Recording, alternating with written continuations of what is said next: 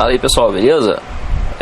Voltando aqui hoje no canal, o pessoal me pede muito aí para falar sobre como medir diodo e tal. Nunca falei disso aqui, então aproveitando a oportunidade aqui hoje, vou explicar mais ou menos como é que funciona a medida de diodo, tá ok?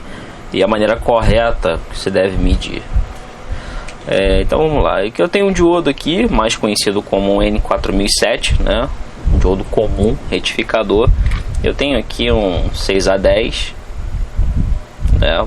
Famoso aí também, né? De 6 amperes, o pessoal usa muito, né? O N4007, o N5408, que é de 3 amperes, enfim, são diodos de característica comum, né? Retificadores de 60 Hz. Então é o seguinte, para medir diodo eu aconselho mais vocês utilizarem um multímetro analógico, esse aí, instrumento, certo? De certa forma ele é um instrumento antigo, né? Mas para medir semicondutor ele é melhor do que usar o multímetro digital. Por quê? O instrumento de analógico ele tem pilha, né? No caso ele utiliza duas pilhas pequenas e uma bateria de 9 volts, que eles, conforme a gente muda a escala, ele soma, né, a pilha com a bateria e a gente consegue uma corrente melhor para poder medir o semicondutor, diferente do multímetro digital. Aqui eu comprei esse Xing Lingzinho aqui, certo? E ele mede diodo, mas ele mede o diodo se ele está bom ou se ele está em curto, ou se está aberto. Com fuga ele não consegue medir, certo? Então, se o diodo ele tiver uma fuga, né? Vamos dizer, se o diodo tiver uma fuga, vamos supor uma fuga de 100K, né? No caso aqui, esse cara aqui já está na condição de ruim. Esse cara aqui, se você for medir na escala de diodo aqui, certo? Se ele tiver alguma fuga de 100K, ele não vai acusar no multímetro aqui digital. Mas no analógico eu consigo ver isso, porque se eu trocar a escala para X10K, que é a escala máxima, certo? O ponteiro tá lá, deflexionou, né? Então tá marcando lá, tá em 0. Aqui eu vou botar para X1, aqui é a medida dele normal, então ele tá bom, certo? E aqui se eu tivesse com uma resistência de 100K dele em curto, ele na escala de X10K ele me daria uma medida dessa aqui, de curto, tá? Em X10K, se eu medir ele de forma contrária e ele ponteiro deflexionar aqui, ele está em curto, né? Então vamos trocar aqui, ó. Eu estou em X10K e o ponteiro não está deflexionando, então meu diodo ele tá bom. Agora, se eu invertesse a ponteira e ele deflexionasse, né, vou botar meu dedo aqui, olha, se ele desse uma deflexionada aqui assim, né, no caso, esse cara aqui já poderia estar em curto. A gente já poderia dizer que ele está em curto, ó. É porque eu tô com a minha mão aqui, tô simulando como se fosse um curto. Então o multímetro analógico ele tem essa grande vantagem, certo? Então conforme eu vou apertando mais aqui, ele deflexiona, certo? Então se um N4007 estivesse nessa condição, seria um curto, certo? Aqui no caso ele está zerando porque está polarizado, então, mas aqui no caso ele está bom, ó. A medida dele normal, certo?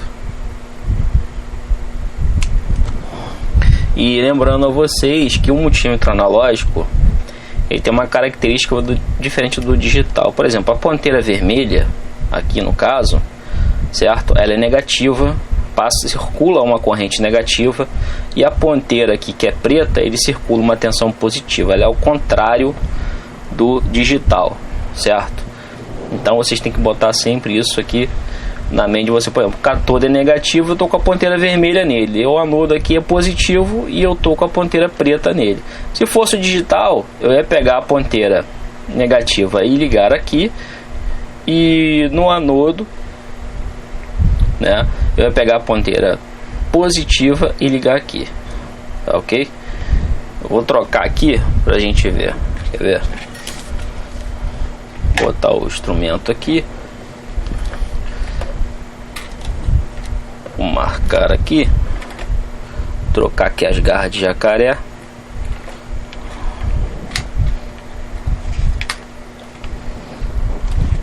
Aqui está polarizado errado, então eu vou trocar aqui.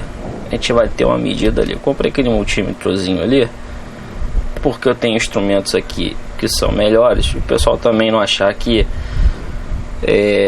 o cara tá conseguindo medir porque tá com um multímetro Minipa. Não tem nada a ver, tudo mesmo porcaria.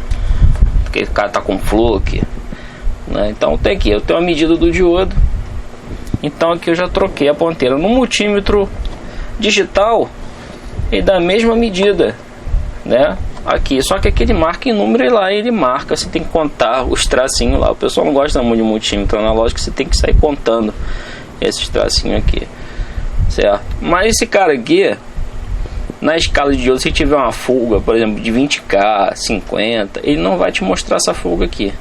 De repente, até na escala de resistência aqui, se você for catar ela aqui, né, dependendo da corrente do multímetro, tá, em relação à ponteira, ele vai conseguir medir isso para você. Mas em compensação, né, eu acho que não vai conseguir medir não.